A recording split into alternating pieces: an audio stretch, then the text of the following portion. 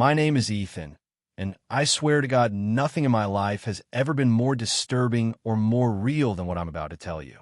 This happened earlier this year in 2025 at a high school in Arizona. I wasn't popular, not bullied, just invisible. I had two friends, Mark and Danny. We always stayed late after school because we were part of the robotics club. But the reason we stayed late this one night was something else entirely. We were trying to get inside a locked maintenance hallway. I know how that sounds, but students at our school have been whispering for years about some sort of tunnel system beneath the building. Old drainage lines or abandoned bomb shelter passageways. There were rumors that people heard voices come from the floor during exams. That was the kind of legend that spread like wildfire. The three of us wanted to find out if the stories were true.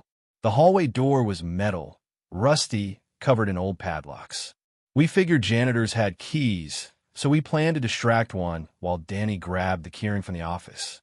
It worked almost too easily. He got the keys, we waited until the janitor went home, and then we unlocked the door. It was insanely dark inside. The air smelled like dirt and old wetwood. We pointed our flashlights down the staircase that wound beneath the school. The walls had thick pipes running along them, all coated in dust. Once we reached the bottom, there was another hallway, a narrow one. The ceiling was low. My flashlight beam cut through the darkness and showed nothing ahead except more hallway. The sound of dripping water echoed somewhere deep in the distance. Mark said we should turn back. Danny sarcastically told him not to be a coward. I didn't say anything, but I felt something wrong instantly. Like the oxygen was thinner. Like someone was standing behind us, watching, waiting. We moved deeper. Every 20 or 30 feet, we saw old metal doors bolted shut like prison cells. The deeper we went, the colder it became. Colder than any Arizona night should ever be. The tunnels weren't just tunnels. They were built like passageways for something bigger. There were old, faded warning signs on the walls. Keep out. Staff only. Restricted access. They were so old you could barely read them. Then we found something unsettling, a shoe, just sitting in the middle of the hallway. An old, dirty sneaker. We joked, like idiots, that someone lost their shoe down here. But inside, we all knew that didn't make sense. No one should have been down here in decades. We kept moving. At some point, we reached a wider chamber, almost like a storage room with old pipes running across the ceiling. Our lights reflected off something shiny on the ground. It was a bottle of water. Not an old one, a recent one. A brand that wasn't even around 10 years ago. We weren't alone. We turned to leave, but then we heard the first sound. Not footsteps, not breathing, but something that rattled, like metal dragging across concrete. Danny whispered my name, asking if I heard it too. I nodded. Mark started shaking. The dragging continued, closer. We backed our way into the chamber. Danny swung his light toward the hallway and froze completely. His mouth dropped open. His complexion turned white. "What the hell?" he muttered. At first, I thought I saw a person standing just barely visible at the far end of the corridor. Human-shaped, but hunched over, like they couldn't stand up straight. The silhouette was wrong. Too long in the arms. Head tilted unnaturally. Its hands scraped the wall as it moved, like nails dragging across pipes. We didn't wait. We bolted, running back through the tunnels, tripping over pipes, nearly smashing into the walls. My flashlight flickered, and at one point I thought it died, but it came back. The scraping sound chased us. We ran faster than we'd ever run in our lives. Finally, we reached the stairs. We sprinted upward, slammed the door, locked all the padlocks, and ran down the hallway of our school until we made it outside. We stood on the sidewalk, gasping for air, trying to convince ourselves that it was some tall, homeless guy, or a janitor, or someone messing with us. But it didn't end there. The next day, police cars surrounded the school. They set up yellow caution tape at that hallway door. They didn't let any of us students near it. One officer told teachers they found something disturbing down there, but no one told us what. For 2 days, school was like a crime scene. Then something happened that shattered whatever sanity I had left. Danny disappeared. He didn't show up for school. He didn't text. He didn't post online. His parents filed a missing person report. Police searched the school again. Mark stopped talking completely. He barely spoke to anyone. He was terrified out of his mind. I felt something was coming for me next. For weeks, nothing happened. But then one night around 3 in the morning, I heard something in our hallway at home. Walking. Slow. Dragging. Then something scraped my bedroom door from the outside. One long scratch. Then silence. I never slept that night. I didn't move. Didn't breathe. When I finally got courage at sunrise, I went to open the door. There was a shoe outside. The same shoe we saw in the tunnels. A few weeks later, school reopened normally. Like nothing had happened. Like cops didn't close half the building. Like Danny never went missing. A month after that, a new story surfaced. A freshman girl told everyone she could hear scratching noises coming from underneath the floor in the cafeteria. And she swore she could hear someone whispering her name. It wasn't imagination. I know what's under that school. Something that's been waiting for decades. Something that doesn't need light or warmth to survive. Something that can see you even when you think you're safe. And whatever it is, it doesn't just live down there. It leaves when it wants. And it always takes someone with it. I live in a small suburban neighborhood in Ohio. It's the kind of place where people cut their lawns too short, text each other complaints about parking, and pretend they know every neighbor's name. Nothing interesting happens here. No crime, no weirdos, no drama. At least, that's what everyone thinks. Except me. Because I swear something lives in the old white house across the road from mine. It started in February 2025. A mild winter. I used to sit near my window, play games on my laptop, headphones on. My room faces the street, and directly across from me is a 2-story house with peeling white paint, rusted gutters, and blinds that were always slightly open, as if someone was looking out. At first, I thought it was just my imagination. I catch a flicker of movement behind the blinds. A shadow, a pale shape, a reflection of light, I assumed. But then I began realizing the blinds moved, like someone was pressing their face against them. You know that feeling when you're being watched? It was like that. Constant. Something about that house was wrong. One night, I was up late scrolling through Reddit. I turned to grab my charger and casually glanced toward the house. There was someone standing at the window. Not a silhouette, not a blur. A shape. A tall, unnaturally thin person. Their head tilted slightly to the side, just staring at me. All the lights in their house were off, but the outline of their head and shoulders was visible against the blinds. I stared for a full 10 seconds, frozen. Then the shadow stepped away from the window. I shoved my blinds shut and turned away. The next morning, I convinced myself it was just a messed up shadow. A coat hanger, a trick of light. But then it began happening more often. Always late, always at the same window. Sometimes I could see the blinds trembling, like someone was pressing their fingers into them. At one point, I got brave, or stupid, enough to record a video. I zoomed in on the upstairs window, and right before my camera could focus, the blinds snapped shut. Not wind, not gravity, like someone angrily pulled them. I stopped sleeping with the lights off. The next weird thing happened at 3 in the morning. I woke to a sound tapping, not from my house, from outside. I checked the window, and across the street, someone was knocking on the front door of that abandoned house. Not pounding, not trying to get in, just knocking. 3 taps at a time, then silence. 3 again, and silence. Who knocks on the door of a dark, empty house at 3 a.m.? I watched for a full minute, paralyzed. Then the knocking stopped. I convinced myself I imagined it. Sleep paralysis. Dreaming. Anything.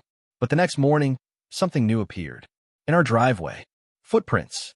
Small, barefoot footprints. Leading from the street, right up toward our front door. No prints leading away. Just toward us. We have camera doorbells.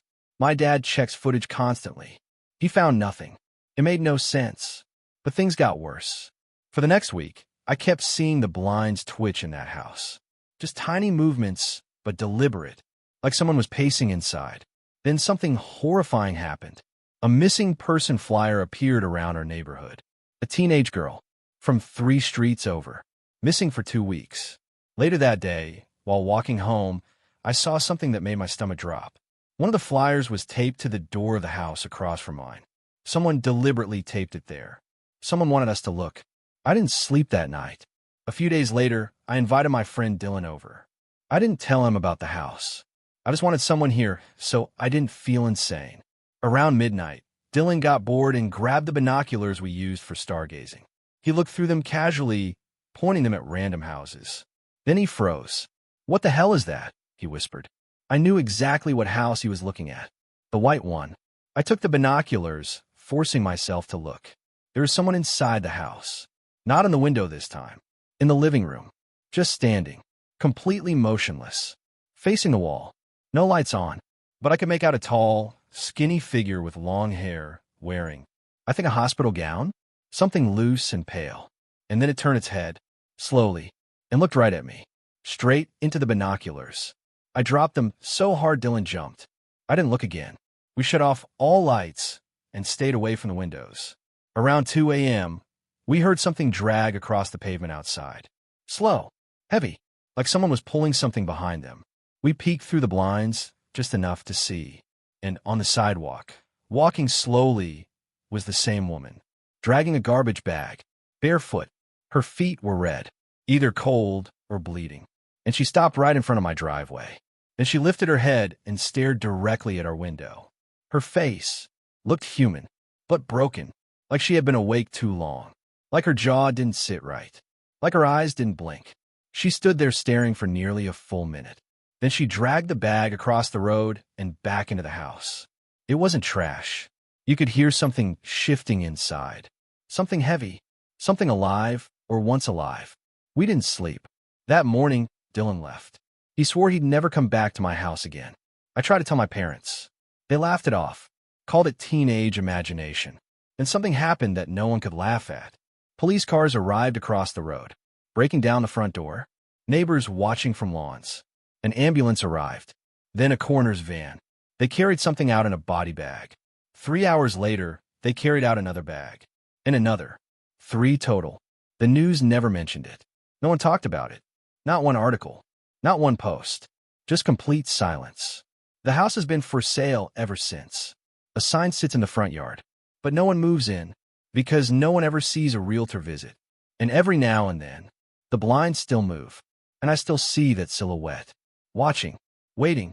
For someone else to notice. For someone else to look too long. I know better now. I always keep my blinds shut. Because whatever lives in that house hates being seen. And I don't want to find out what happens when you stare back. I go to community college in Utah, and at the start of 2025, I moved into a rented off-campus house with 3 other roommates. The place was cheap, old, weirdly built, but I didn't complain. It was better than the dorms. Our house had 4 bedrooms, 2 upstairs, 2 downstairs. I took the upstairs room facing the street. My downstairs roommate, Adam, had the biggest room. He was quiet, shy, and stayed in his room most of the time. We barely talked the first few weeks. The weirdness started on night 1.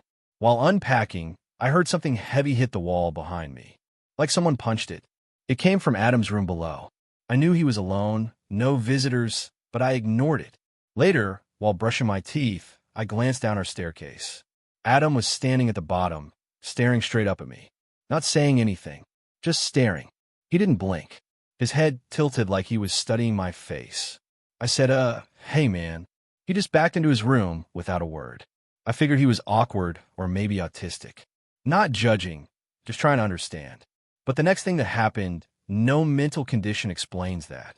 3 nights in, I was gaming with headphones on. Around 1 a.m., I heard knocking from the floor beneath me. Soft but steady, like something was tapping code. I assumed Adam was working on something. Then someone knocked my bedroom door. When I opened it, no one was there. So I went downstairs and checked the living room. Empty. Then I knocked on Adam's door. No answer. I peeked under the door. No light. He wasn't inside, but I definitely heard him earlier. I went back upstairs. A minute later, his room door opened slowly on its own. Not pushed. Not pulled. Just swung open. I didn't sleep that night. Over the next week, my groceries started disappearing. Not like roommates stole it. It disappeared without the fridge being opened. I would buy bread, eggs, milk, and the next morning everything inside the fridge would be jumbled. Bottles upside down. Items missing. Leftovers gone.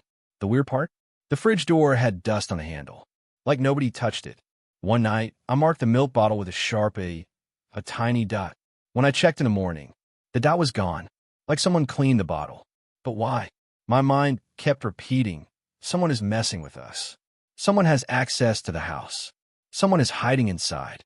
Adam rarely came upstairs, rarely came out of his room, but sometimes I caught him staring through the railing, looking up without moving. He would whisper things, not to me, just whisper to himself. But one night, I heard him whispering clearly. He was saying someone's name. Aiden, Aiden, Aiden. Aiden was our old landlord, a guy who lived here before us, who died in the house 2 years earlier. How did Adam know him? There was one door in the house nobody could open, a storage room in the basement. It had a huge deadbolt and padlock. The landlord said never to open it. One night while getting water, I saw Adam standing in front of that locked room, just staring at it, not touching the lock, not trying to enter, just staring for more than 5 minutes. When I asked, "What are you doing?" he said, "He lives in here." I froze. "Ooh," he whispered, "the one who never sleeps." I laughed nervously and went upstairs. But inside I was shaking. Who the hell was he? One morning, Adam didn't come out of his room at all.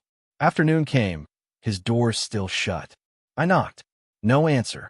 Evening, still no answer. Me and our other roommates decided to call the landlord. He came, opened Adam's door. The room was empty. Not empty like he left. Empty like no labels, no blankets, no clothing, no furniture. Just dusty carpet, like nobody ever lived there. The landlord angrily asked where Adam went, but none of us knew. He never mentioned family, never mentioned work, never mentioned anything. The police came. They took statements.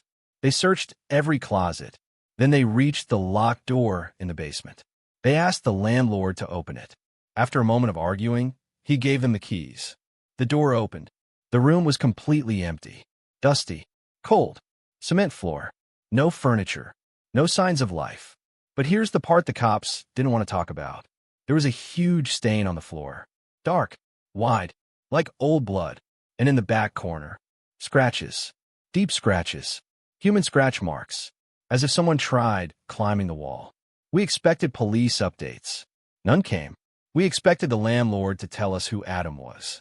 He didn't. But what he did say haunts me.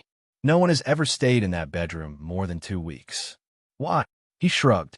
They either move out or they go missing. He said it like it was normal, like losing tenants is part of business. For a week after Adam vanished, everything was quiet. Then one night, I heard Adam's voice. Not outside, not in the hallway, not downstairs, directly below my bed, inside the floor, whispering, "Let me out." I jolted upright, thought I imagined it. Then I heard scratching, coming from beneath my floorboards, right below where Adam's room used to be. I called my roommates. They heard it too. We refused to sleep downstairs ever again. One night, I woke up to complete silence. Then I smelled something rotten, like wet soil and old meat. I checked my vent. The smell was coming from inside. Then I heard whispering again. Aiden, not Adam's voice. A deeper voice. Older, angrier. I froze. My closet door creaked open behind me. I didn't turn around. I didn't move. I held my breath. Then something walked across my room. Bare feet. Slow. Deliberate. I squeezed my eyes shut. It brushed its fingers across my blanket. Cold skin. Then it whispered directly into my ear. "He never died here." I did. I screamed and jumped out of bed. Turned my phone flashlight toward the closet. I saw someone. Not Adam. Not anyone I recognized. A man, gray pale skin, wild muddy hair, dark sunken eyes, wearing torn clothing soaked in dry blood. He stared at me like he hadn't been seen in decades. I ran outside, barefoot in the freezing cold, screaming. My roommates ran too. We called the police. They searched the house top to bottom. They found nothing. No intruder. No footprints. No broken locks. They didn't believe us. They thought we were joking. I moved house that same week. I didn't pack anything. I left all belongings behind. 2 months later, I found out the landlord rented the house again to new students. They lasted 9 days. They moved out without explanation. No furniture, no police reports, no confrontation, just gone. And Adam? We never found records of him. No ID, no college registration, no emergency contacts, no social media, no trace he ever existed. But I know something. Whatever Adam was, he wasn't the first. And he won't be the last. That house keeps something alive that shouldn't exist. Something still whispering at night. Something that never sleeps. And something that isn't done. Because 2 weeks ago, I checked online listings. The house is up for rent again. Cheap. Too cheap. And I know the next person who walks into that basement isn't walking back out. I grew up in a quiet neighborhood in Pennsylvania, the kind of place where people leave their doors unlocked and know every family by name. The street had something comforting about it. Kids playing, old men mowing lawns, neighbors greeting each other. The sort of community people brag about. But there was one house that never fit. It sat at the very end of the cul-de-sac, hidden behind overgrown trees, its windows covered with heavy curtains. The lawn was dead, the paint peeling, and there was a permanent darkness about it even during summer afternoons. Everyone simply called it that house. I noticed something about it when I was 9. I was walking my dog and saw movement through the curtains. A shadow. Someone was inside, but nobody lived there. Everyone said the old man who owned it moved out years ago. Still, I swear something watched me that day from behind the glass. I try to forget about it, but I never did. When I turned 21, I moved back home after college. My parents welcomed me with open arms, but living in the same street stirred old memories, especially when I caught sight of that old house again. It was worse now, more decayed, windows cracked, roof sagging, but the curtains were still there. Like whatever was inside didn't want the outside world seeing in. That bothered me. It bothered me because it meant somebody still cared about keeping privacy. Somebody still lived there. I never saw anyone go in or out. No gardening, no repairs, no lights turned on. But sometimes at night, you could see dim pale shapes moving through the curtains, almost like silhouettes passing slowly, one room to another. And every time I walked by, I felt watched. Not just looked at, watched with intent. A month later, 2 of my old friends, Brandon and Lucas, came over. We got to talking, and eventually the conversation drifted to the old house. Lucas joked about sneaking inside. I laughed, thinking he was messing around. But Brandon was dead set. "Dude, I wanted to see inside that place since we were kids," he said. "Let's go." It was stupid. It was reckless. But we did it anyway. Around midnight, we walked to the end of the street. The air felt colder there like it always did. The streetlights didn't reach the yard, so the house stood hidden in shadows. We walked up the driveway, over broken tiles and dead leaves. The back door was cracked open. It shouldn't have been. Brandon grabbed the door and pushed it further. The smell hit first, rotting wood and mold. The air felt heavy, like nothing had moved in there for years. We stepped inside with our phone flashlights out. The living room was untouched. Old furniture covered in dust, vases with dried-up stems, stacks of books and newspapers that looked decades old. But everything looked arranged, like someone still used the space. Someone who didn't want outsiders. Lucas whispered, "Dude, this place is still lived in." Before we could respond, we heard footsteps. Upstairs. We froze. My heart stopped. They weren't fast or panicked. They were slow, heavy, and thoughtful, like someone taking careful steps. We stared at the ceiling, wide-eyed and breathless. Then a door creaked open upstairs. Then closed. Brandon whispered, "Let's get the hell out." We turned to leave. The kitchen doorway was now blocked by a tall figure standing in darkness. We screamed and bolted out the nearest window, not caring about cuts or glass. Once we were back on the street, we ran for 4 blocks before stopping. We agreed not to talk about what we saw. We didn't want people to think we imagined it. But deep down, we knew we didn't. We saw someone. 2 weeks passed. Things went back to normal, until I found something in my mailbox. A plain white envelope. Inside was a single photo. A picture of me, taken inside my house. While I was asleep, I almost vomited. On the back, 2 words were written in black ink. "We see you." With shaking hands, I called Brandon and Lucas. They both got the same letter. The exact same picture, except theirs were taken while they were awake, sitting in their rooms. Someone had been inside our houses. Someone who moved silently. Someone who watched. We called the police. They didn't believe us. They said it was a prank. We knew better. I couldn't sleep after that. My anxiety was so bad, I barely ate, barely showered, barely left my room. My parents noticed, but I couldn't tell them why. I didn't want them involved. But the nightmares followed me even when I was awake. I kept my blinds closed for 3 days straight. I wasn't showering, I wasn't eating. I barely drank water. Every shadow looked suspicious. Every creak of the house made me jump. Then one night, around 3 a.m., I saw something outside. I was lying in bed, staring at the ceiling, when I felt something. Like I should look toward the window. I didn't want to, but I did. And through the small gap between the curtains, I saw a face. Standing outside my window, staring in. Not pressed against the glass. Standing far enough that I could only see the silhouette, but close enough to know it was a person. He was tall, very tall, and his face was blank, expressionless, like he had no intention of hiding, like he wanted me to know he was there. Then he lifted his hand slowly and waved, not in a friendly way, in a way that told me, I see you. I always see you. I couldn't scream. I couldn't move. I froze until my body forced me to pass out. 2 days later, Lucas stopped answering texts, then calls. His parents called mine asking if I knew anything. I didn't, but I knew. I knew that whatever lived in that house, whoever watched us, took him. Brandon was next. He didn't disappear, but his mind did. He started seeing things that weren't there, mumbling to himself, admitting that he slept with his door barricaded. Then one day he simply stopped speaking. I visited him at the hospital. He wouldn't look at me, wouldn't acknowledge me, just rocked back and forth whispering, they see, they see, they see. I left that hospital and threw up in the parking lot. I had nightmares for weeks. Then one night it clicked. The curtains. The house always had the curtains closed. Not to keep people from looking in, but to hide the fact that someone inside was always looking out. Watching, observing, waiting. They didn't care about sunlight. They cared about sightlines. They needed the darkness. The house wasn't abandoned. It was occupied, and it was never just one person. The notes said it wasn't one man. It was multiple, a family, a group, something worse. People who lived there, not visibly. Their lives were hidden, but their existence was centered around one thing.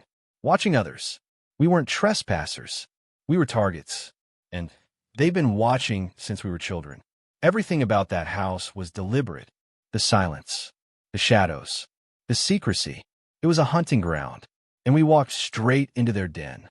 I'm writing this from a hotel an hour away. But I know, it doesn't matter. The house never needed to move. The watchers do, and they have found me again. Because tonight, before I locked the hotel door, I saw something tucked under the frame. A picture of me, taken while I slept last night. And on the back, written in that same shaky ink, we like this room. I am not going to sleep tonight. I don't think I'll ever sleep again.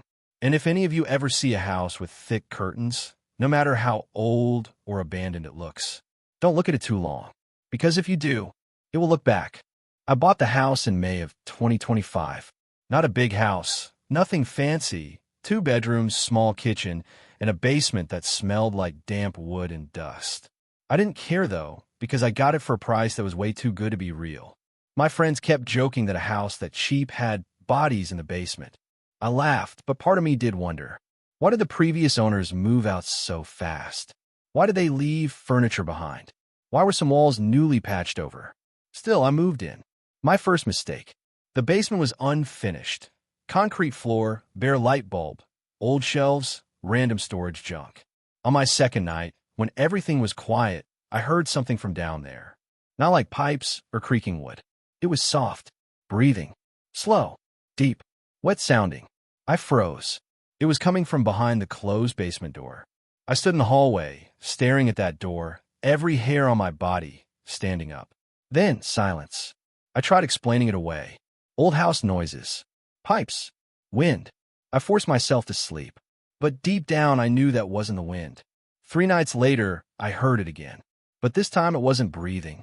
It was footsteps, slow ones, concrete footsteps, bare feet slapping against the basement floor. Step, step, step. My heart was pounding so hard I could hear it in my ears. Then it stopped. I didn't sleep the rest of the night. The basement eventually began to stink, like something rotten was growing down there. I tried air fresheners, candles, bleach. Nothing killed the smell. It got worse every day, like garbage mixed with something metallic. I finally decided to go down there during the daytime. I grabbed my phone flashlight and slowly walked down. Nothing. No animal. No trash. No mold. Just empty shelves and random boxes. But then I noticed something. The concrete floor had footprints. Bare footprints. Not mine. And they were fresh. Like someone had been walking down here recently. I started locking the basement door. Every night. Latch lock. Deadbolt. 2 nights later, I heard the doorknob rattling. Slowly at first. Then violently. Like someone was trying to open it. I called the police. They arrived, checked the basement, checked the windows, looked around outside. Nothing. They asked if I had anyone living with me. I said no. They left. But the scratches on the inside of the basement door stayed. Long scratches. As if someone had clawed at the door. Like nails or fingertips. I bought a cheap security camera and placed it in front of the basement door. I didn't want to, but curiosity beat fear. The next morning, I checked the footage. Around 2:24 a.m., the camera captured the doorknob turning. Slowly, carefully, like someone was twisting it from the basement side. But the door was locked. Then the knob stopped moving, and the camera caught something else. A voice. A whisper from behind the door. "Let me up." I dropped my phone, hands shaking. Whoever was down there spoke. They knew I was there. They knew I locked the door. I didn't want to believe it, but I knew. Someone was living in my basement. Someone who had access before I moved in. Someone who never left. And the previous owners? I now had a good idea. They didn't move out. They escaped. I decided I was leaving. I didn't care about the mortgage. I didn't care about debt. I didn't care about my stuff. I just wanted to get out. I packed what I could overnight, planning to drive away in the morning. But around 1:30 a.m., I heard it. The basement door opened. I froze. No footsteps. Just the creaking sound of the door opening. Then I heard something being dragged on the floor. Thick. Heavy. Something big. I hid behind the kitchen counter, holding my phone, dialing 911 silently. The dispatcher picked up. I whispered, "Someone's inside my house." She told me to stay quiet and remain on the line. I heard slow breathing now, right outside the kitchen. Then a voice, guttural, broken. "Where are you?" It wasn't friendly. It wasn't confused. It sounded hungry. Bare feet scratched against the tiles as it stepped closer. I held my breath. The thing walked past my hiding spot into the living room. Silence. Then a crash. It knocked over something. I ran. I sprinted out the back door, barefoot, into the yard. I could hear its footsteps sprinting behind me. Fast. Much faster than mine. I barely reached the neighbor's door before it began pounding from the inside of my house. The police arrived within minutes. The police entered the basement first. They found a dirty old mattress, food wrappers, cans of beans, rope, 2 knives, and something that made everyone sick. A pile of clothes soaked in dark stains. Old stains. Blood. They found tunnels in the basement walls, leading deeper, leading under the house, into some kind of crawl space network. Someone had been down there a long time. Someone who was planning something. Someone who saw me living above him. Someone who waited every night, breathing, listening, learning my routines. They searched those tunnels. For weeks. They never found the man. The dirty clothes, the mattress, the food wrappers. That was proof of one thing. He was real. He wasn't a ghost. Not a hallucination. A man lived in my basement. A man with bare feet. A man waiting for the right moment. A man who whispered through the door. I left the house and never came back. I didn't even sell it. I just walked away. But the worst part? The house went up for sale again, and someone else bought it. Someone who probably sleeps soundly tonight. Someone who probably hasn't checked the basement. Someone who doesn't know that the man never left those tunnels.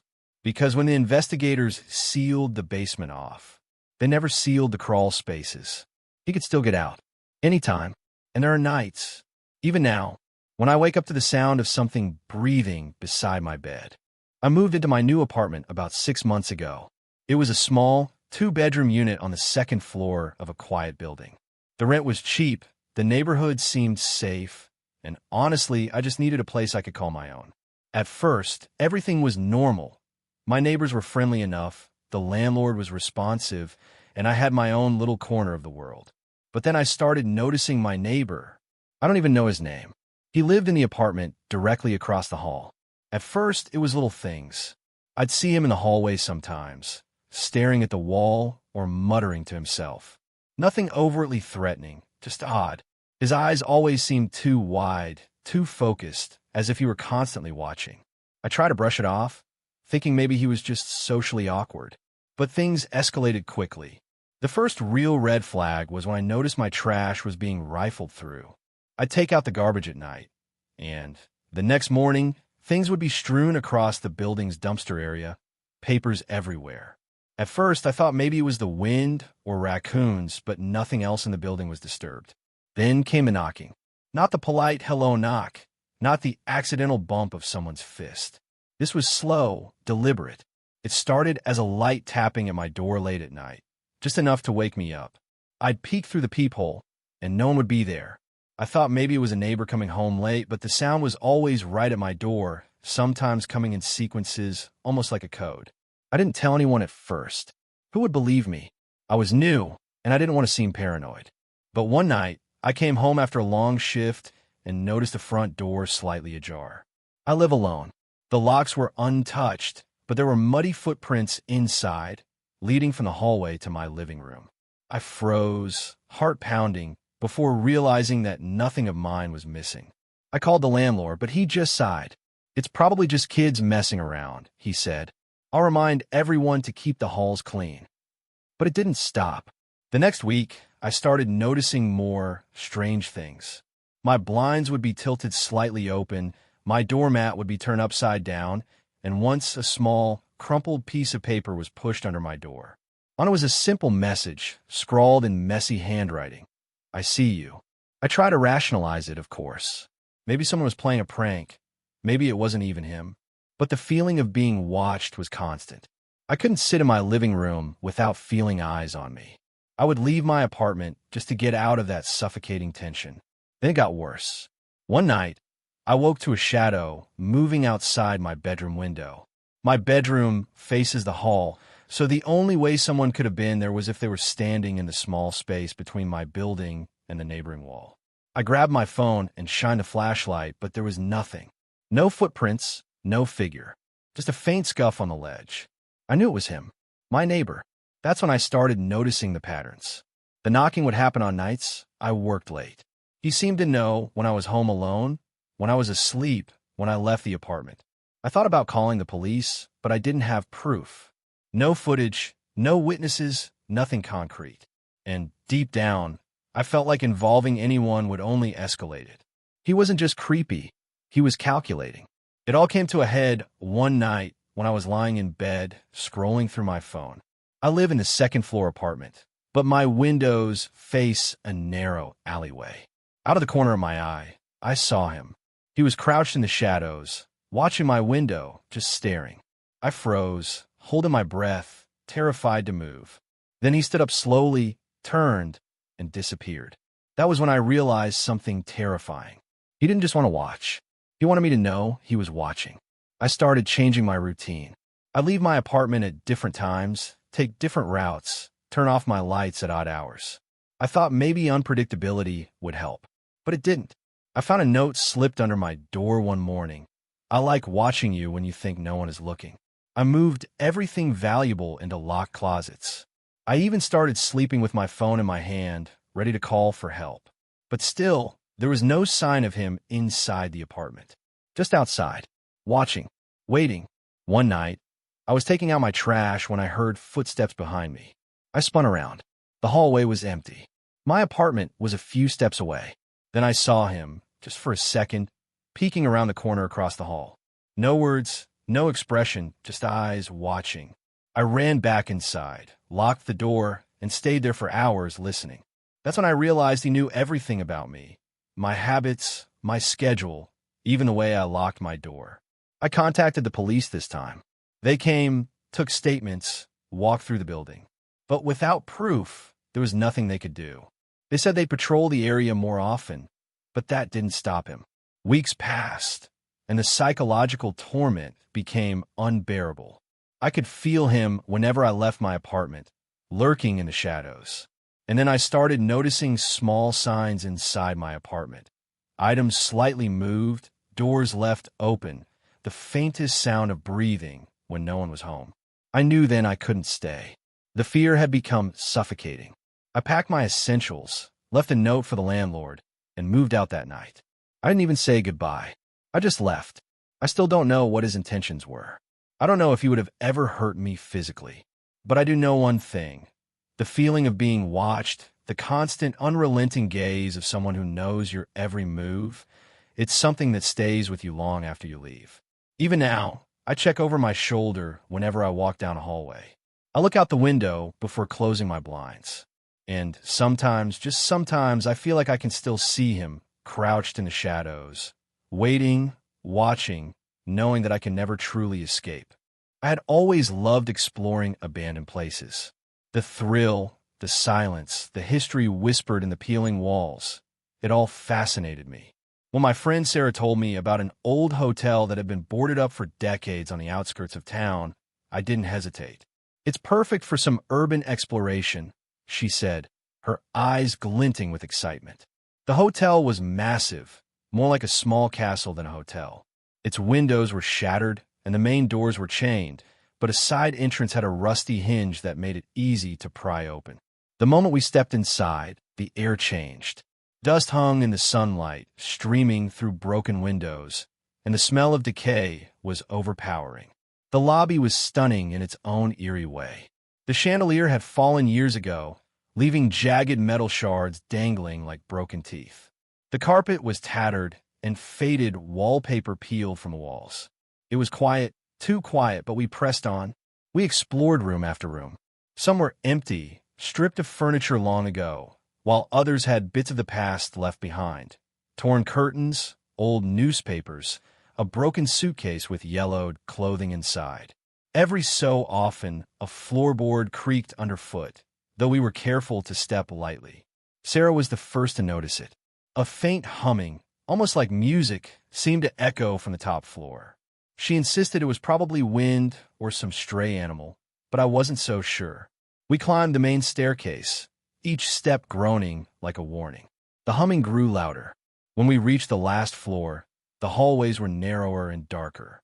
The walls were scarred with graffiti, some of it recent, others faded into ghostly shapes. Then we saw it, a door at the very end of the corridor, slightly ajar. From behind it came a strange, rhythmic tapping, like someone was drumming their fingers on a table. We approached slowly. The closer we got, the more I realized the sound wasn't random. It was deliberate. Someone, or something, was inside.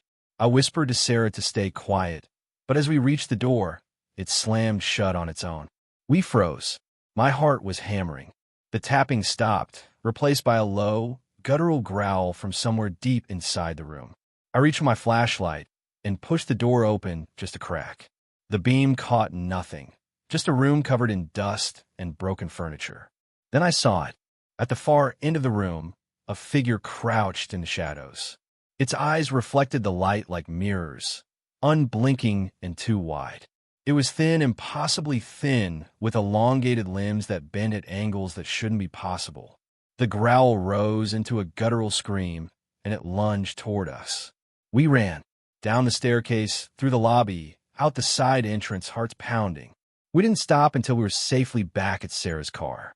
While I looked back, I thought I saw the figure at the top window, watching us leave. I haven't gone back since, and I don't think I ever will.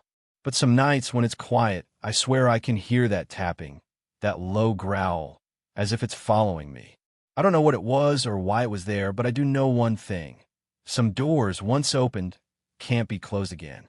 I need to start by saying that I've never really been a curious kid. I was cautious, maybe even timid. But there was one summer when I stayed with my grandparents in their old Victorian house, and that summer, well, it changed the way I think about houses forever. Grandma's house was huge. 2 stories, an attic, a basement, and more rooms than I could count. It smelled faintly of mothballs and old wood. Everything creaked and groaned, like the house was alive, whispering. My parents were out of town, so I was staying with my grandparents for a few weeks. At first, everything seemed normal. I explored the rooms, played in the garden, and spent time with my grandfather, who told me stories about the house and the town. But one thing bothered me from the start, the attic. The door to the attic was at the top of the narrow staircase, and it had a rusty old lock.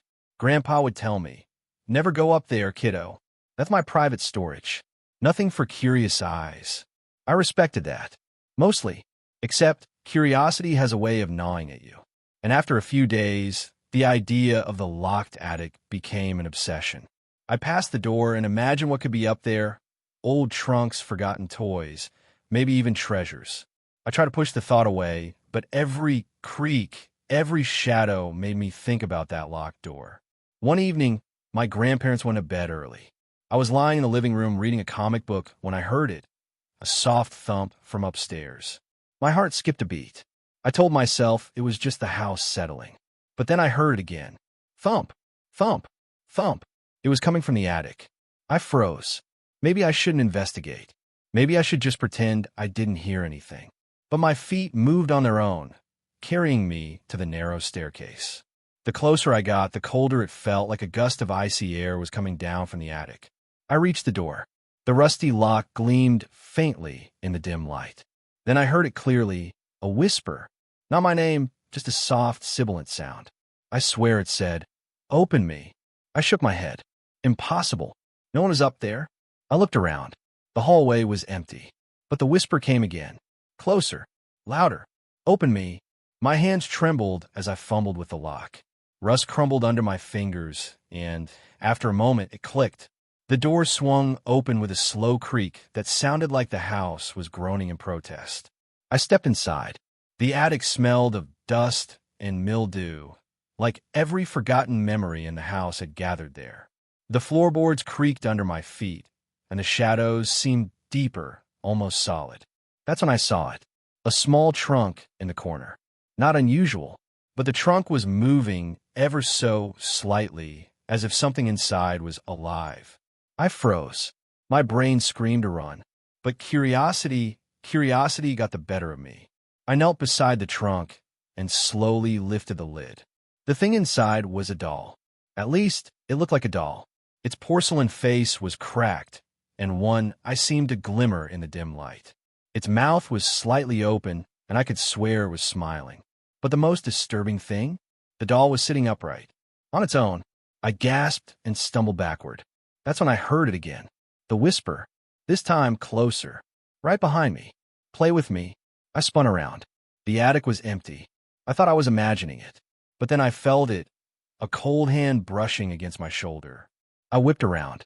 Nothing. My heart was pounding in my chest. I grabbed the doll from the trunk. I didn't know why. Maybe I thought it would stop whatever was in the attic.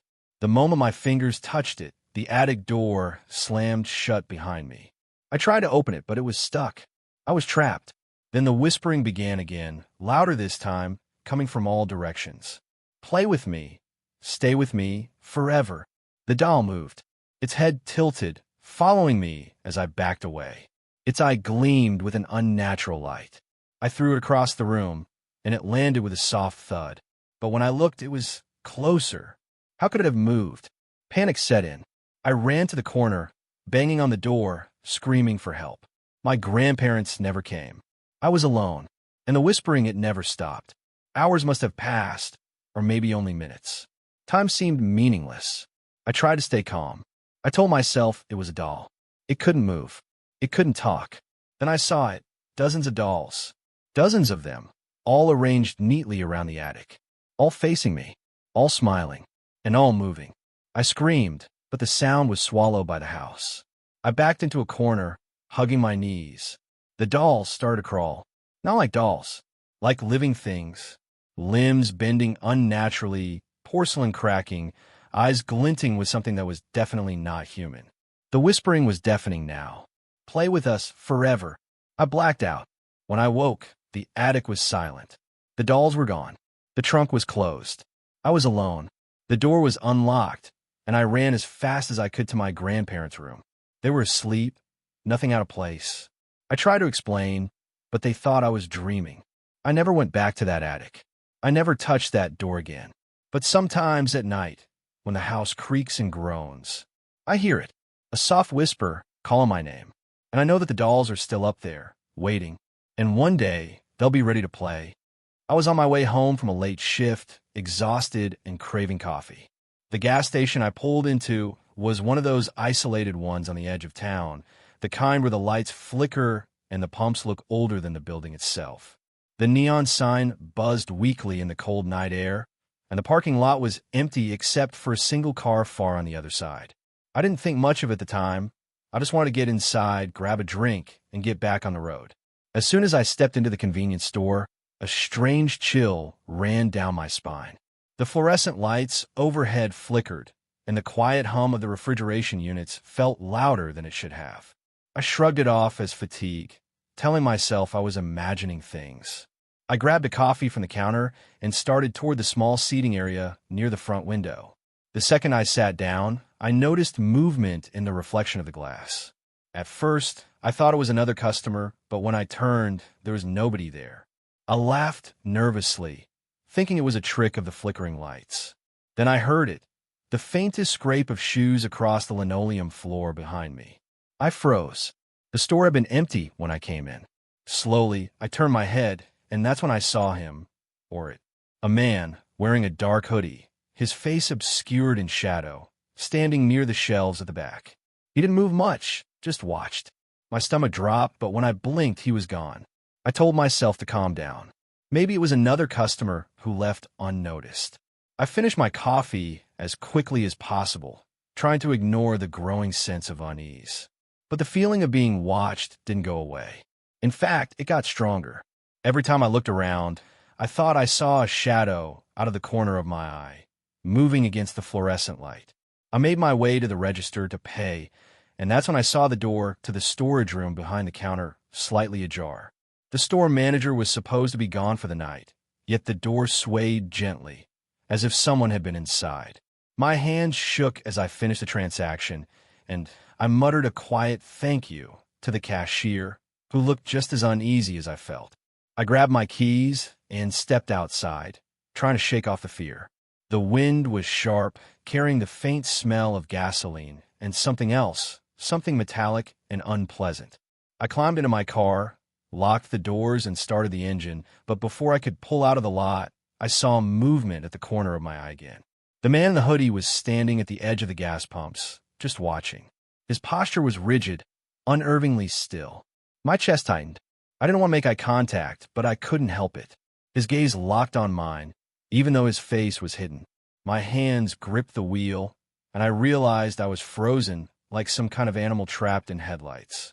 I finally tore my eyes away and drove past the pumps, heart pounding. The engine roared louder than it should have, and I glanced in the rearview mirror. The man was gone.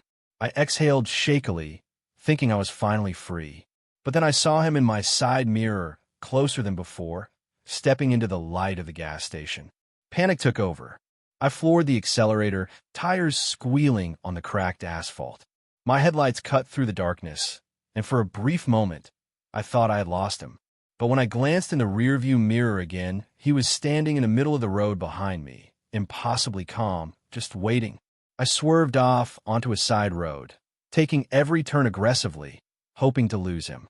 My mind raced. Who was he? What did he want?